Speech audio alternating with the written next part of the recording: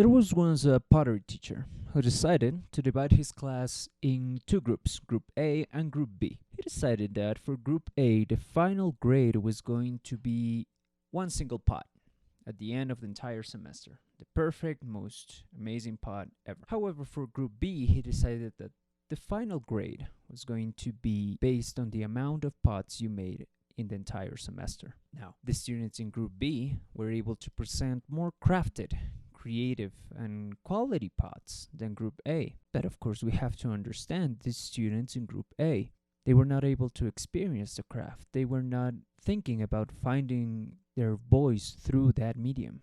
They were fearful. And that's what I'm going to talk about today. The absence of fear, or life through play. We all know about Vygotsky, right? Although we all know him, or you may know him, for his social theory, he's one of the first in recognizing how play allows children to make meaning based on resources, real or imagined, in their immediate context, to express their feelings towards a particular experience, and to share intentions and ideas with other children. Children can spend hours creating invisible worlds with real and immediate consequences to their actions. If a game is boring, they're gonna say it. They will even create accurate simulations of how everything works. Jordan Peterson explains that when children are playing and taking roles, creating adventures and all sorts of scenarios, they are mirroring and understanding how life works. Although for a grown adult it may seem as simple games, for children that game is no simple matter. When the floor is lava, the floor is lava. When we think about the strategies, resources, and experience that educators use every day, they belong to a general category called teaching. In the same manner, there's lots of games: strategy games, role-playing games, construction games, action games. All of them belong to a similar extensive category: playing. Now, there's a really important concept that I want to present today. Play-based learning is not a methodology, it's a mindset. Let's think about the subjects that we really struggle grasping or even understanding at a deeper level on another language. A teacher can stand up in front of the class and say, "Human beings use language to articulate and pontificate on the world that surrounds them." Or you can show all of your students the same picture and ask them to describe it under whatever parameters they desire. And then you explain that each person took ownership of the picture and used it to create sense of the world presented to them in accordance to their own mental models. They did that through playing with their own thoughts in that language. Mental modeling. Where did we hear that? Oh, that's right. Piaget's theory. Data, patterns, schema, models, behavior, period. Data is the vocabulary in the second language. Pattern, the verb to be, for example. And a schema, going to the restaurant or having a conversation with someone. Models, I have to know how to ask for my order, for example, and I have to know relevant topics to talk about in a conversation. Behavior, know how to formulate questions and learn about relevant topics in that second language. And there, right there, you created a motivation for them expanding their own knowledge in that second language. As Will Wright in his masterclass puts it, in fact, in education, I think the fundamental issue we have in education isn't so much how we teach kids, but it's how we motivate kids. If you can get a kid motivated in a subject, they have plenty of resources, to go learn it on their own. In fact, I have 3 boys at home, and they're learning more on YouTube right now than they are in school, by far.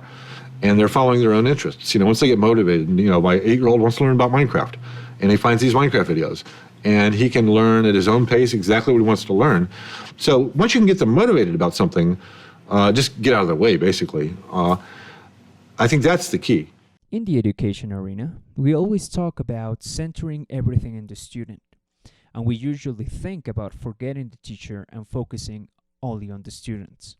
However, play-based learning gives us another approach.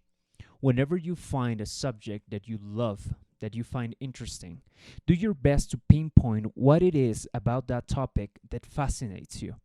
Then think about the thought processes that you have and that you share with your students that will allow them to understand and even experience that fascination and enjoy that topic as much as you do.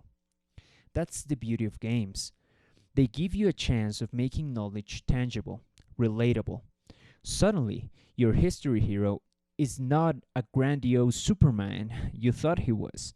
He was just a man that loved Shakespeare as much as you do. When knowledge is tangible, it's achievable. Let's think back to Group B. They weren't blocked by a single sense of perfection. They were asked to play with the clay. It doesn't matter if the first two do not look like pots, because the third one is going to be amazing. But what about the fourth pot? What can you add to make it more cool? The 30th ends up being something that only you could came up with. There's no failure there. There's just pure learning by scaffolding.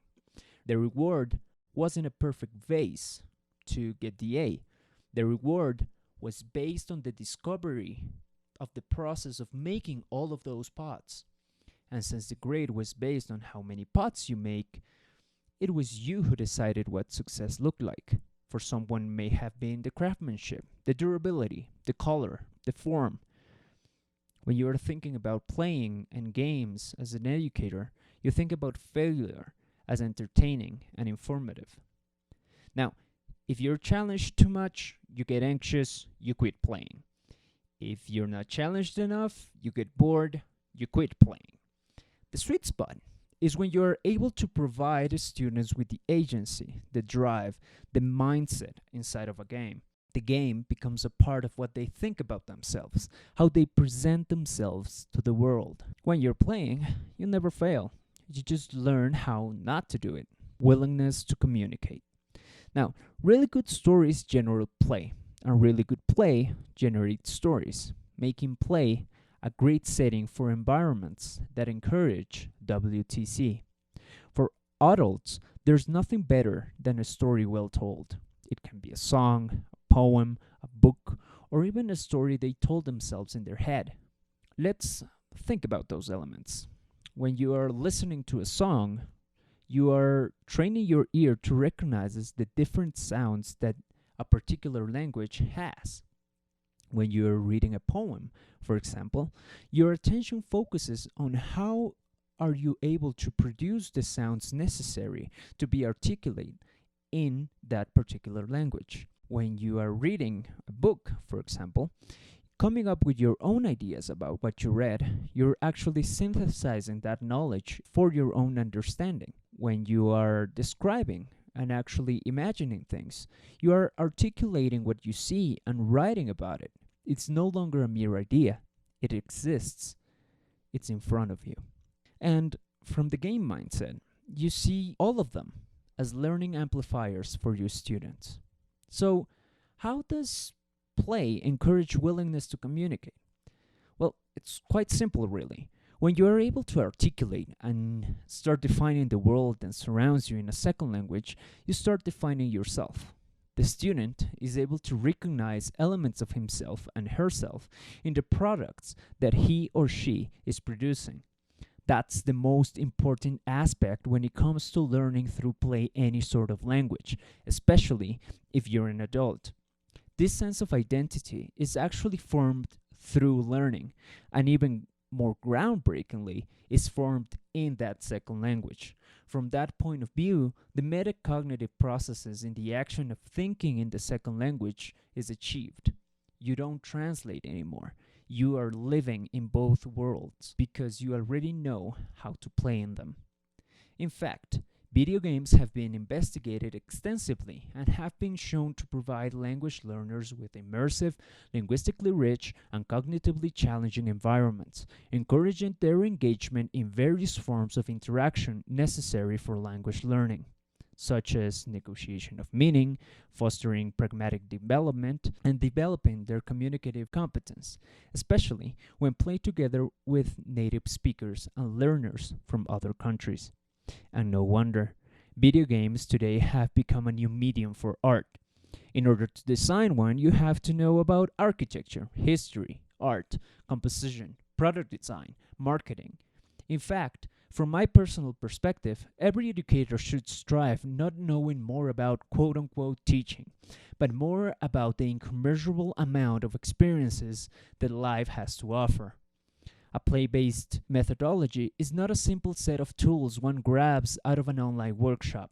It's a mindset in which you take every conceivable subject that may come in your professional practice, and by playing with it, you transform it into a fascinating and interactive lesson. We should think about our lessons as if we are giving our student toys. It's actually our students who turn that toy into a game, and that game becomes a learning experience.